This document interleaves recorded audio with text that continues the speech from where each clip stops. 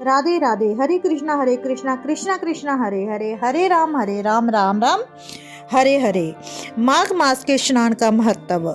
माघ मास का जो स्नान है वो कल्याणकारी है। अगर हम किसी भी कारण माघ मास का स्नान नहीं कर पा रहे तो हमें पूरे माँ की जो कथाएं जरूर सुननी चाहिए, उसी से हमारे यहाँ जो पाप नष्ट होते हैं। माघ मास के जो स्नान है वो प्रांतीय काल ब्रह्म मुहूर्त में किया जाता है। ब्रह्म मुहूर्त सूर्य निकलने से 1 घंटे का जो पहले का टाइम होता है वो ब्रह्म मुहूर्त होता है। प्रांतीय काल में स्नान करने से, दान करने से, तप करने से, होम करने से और उपवास करने से हमारे जो सभी प्रकार के जो पाप है वो नष्ट हो जाते हैं और हमें मोक्ष की प्राप्ति होती है। अध्याय 3 शुरू करने से पहले सबसे पहले गणपति गणेश महाराज की जय। गणपति देव हैं सबसे महान, बोलिए श्री गुरु महाराज की जय। गुरु ही ब्रह्मा है, गुरु ही विष्णु है, गुरु ही शंकर है, गुरु ही साक्षात पर ब्रह्मा। ऐसे सतगुरु देव को मेरा प्रणाम है। अध्याय 3। तब राजा दिलीप कहने लगे कि हे महाराज, ये पर्वत कितना ऊंचा और कितना लंबा और चौड़ा है। तब ऋष्ट जी कहने लगे कि 36 योजन, 1 योजन 4 कोश का होता है।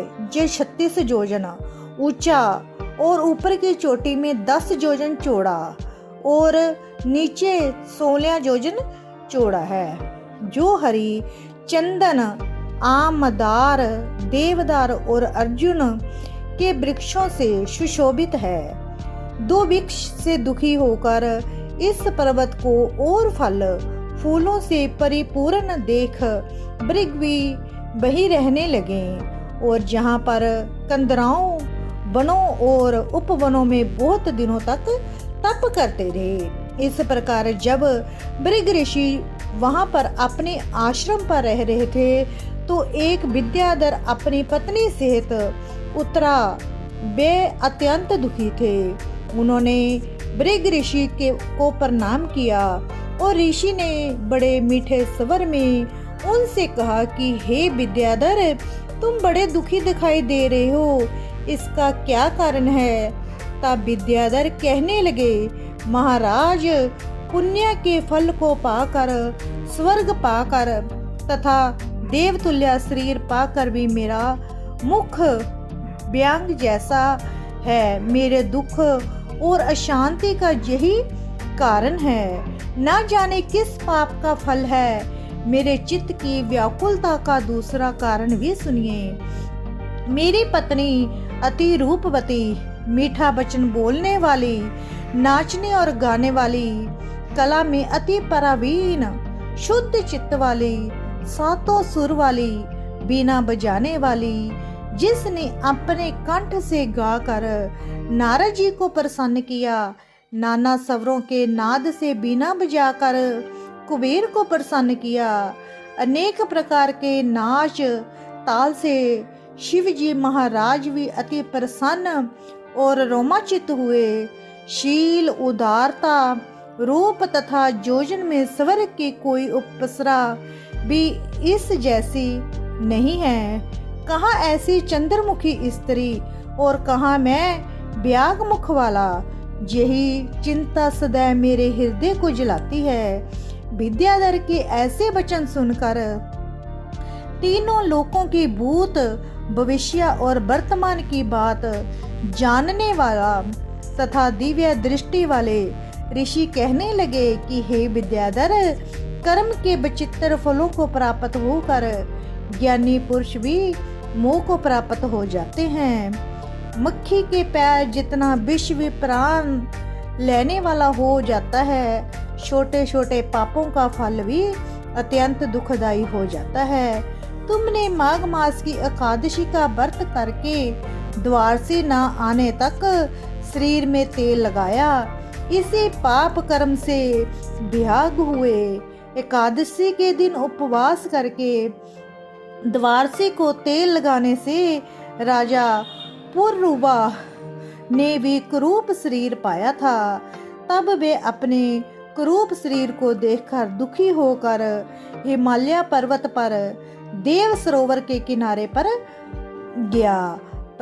प्रतिपूर्वक शुद्ध स्नान करके कुशा के आसन पर बैठकर भगवान कमल नेत्र शंख चक्र गदा पद्म के धारण करने पर पीतांबर पहने वनमाला धारण किए हुए विष्णु का चिंतन करते हुए राजा पुरुरवा ने 3 मास तक निराहार रहकर भगवान का चिंतन किया।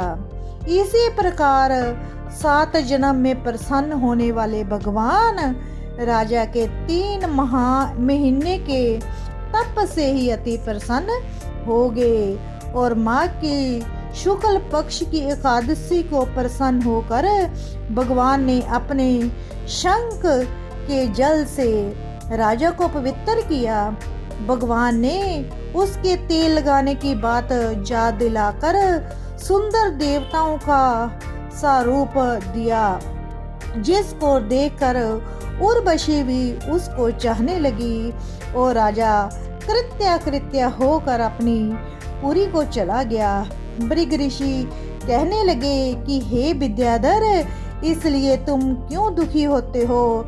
यदि तुम अपना ये राक्षसी रूप छोड़ना चाहते हो तो मेरा कहना मानकर जल्दी ही पापों को नष्ट करने वाली हेमकुंट नदी में माघ में स्नान करो, जहाँ पर ऋषि सिद्ध देवता निवास करते हैं। अब मैं इसकी विधि बतलाता हूँ। तुम्हारे भाग्य में माघ मास आज से 5वें दिन ही आने वाला है। शुक्ल एकादशी से इस व्रत को आरंभ करो। भूमि पर सोना, जितेंद्रिय रहकर दिन में 3 समय स्नान करके महीना भर निराहार रहो। सब भोगों को त्याग कर तीनों समय भगवान विष्णु का पूजन करो।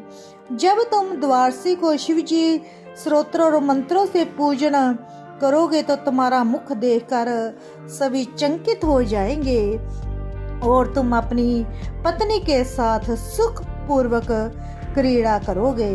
माघ मास के प्रभाव को जानकर सदा माघ में स्नान करो।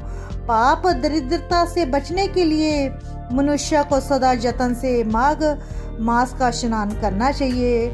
स्नान करने वाला इस लोक तथा परलोक में सदा सुख पाता है।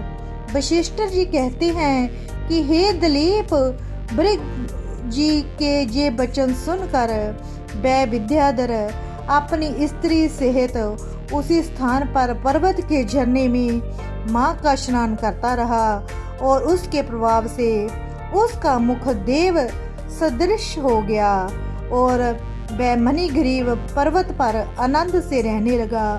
भृग जी भी निजम की समाप्ति पर शिष्यों सहित इवा नदी के तट पर आ गए। महात्म अध्याय 3 समाप्त। राधे राधे। हरे कृष्णा कृष्णा कृष्णा हरे हरे, हरे राम राम राम हरे हरे।